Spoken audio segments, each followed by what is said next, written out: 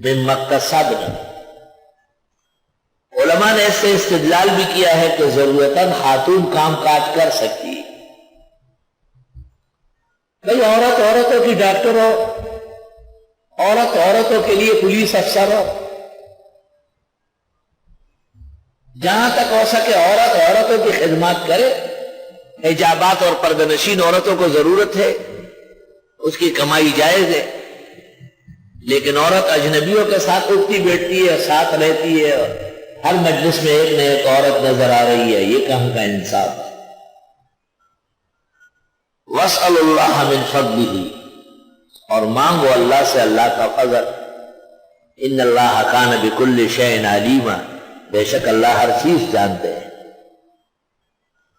وَلِكُلٍّ جَعَلْنَا مَوَالِيَ، اور سب کے ہم نے مقرر کیے ہیں وارث، یا سب کو ہم نے مقرر کیا حصے، مما اس مال میں سے ترک الوالدان والاقربون، جو چھوڑ مرے ماں باپ یا رشتہ دار، والذین عقدت ایمانکم، جن کے ساتھ تمہارا عہد و پیمان ہوا ہے، تمہارے حلیف ہے، باشارہ ہوا ہے ابتداء اسلام میں مدینہ منورہ میں، فآتوہم نصیبہم، ان کا حصہ بھی دے دو۔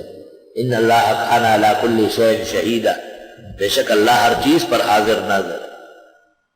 الرجال قوامون علی النساء، مرد حکمران ہے عورتوں پر، بما فضل اللہ بعضهم علی بعض، وہ جو برتری دی ہے اللہ نے مردوں کو عورتوں پر، وبما انفقوا من اموالهم، اور یہ مرد خرچ کرتے ہیں اپنے مال میں سے، کوئی کماتا ہے، عموماً کمائی کا مالک وہی ہوتا ہے۔ اللہ تعالیٰ نے مرد کو کچھ حکمرانی دی ہے، اور عورت فریشہ ہے، اس کے نیچے رہے گی۔ مرد انصاف کے ساتھ رہے اور خاتون کے حقوق کی بھی حفاظت کرے۔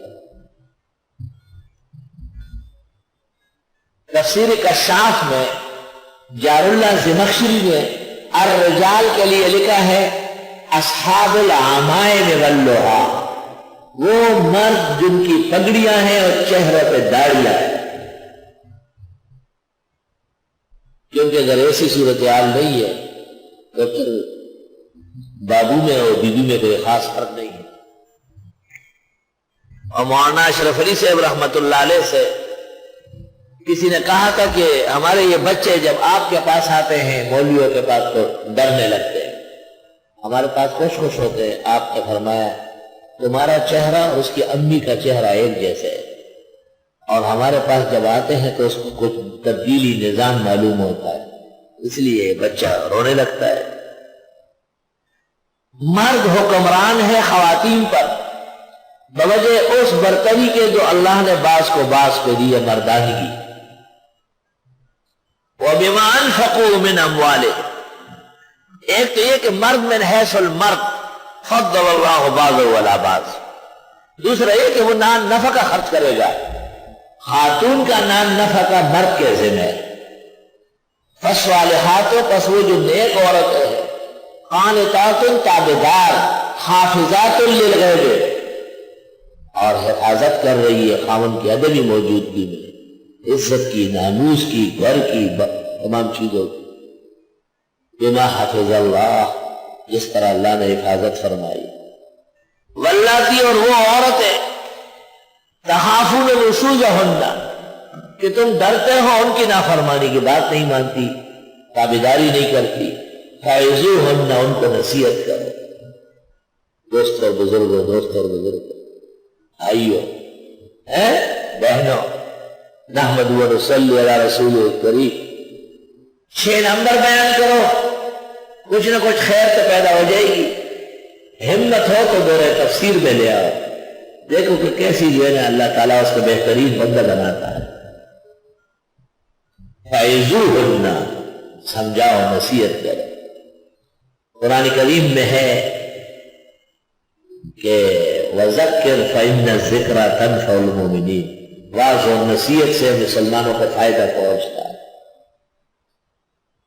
بخاری شریف میں ہے کہ خواتین نے آپ سے وقت مانگا تھا، تاریخ اور وقت مقرر ہوا ہو، مقررہ وقت پر آپ تشریف لائے، آپ سے تقریر کی۔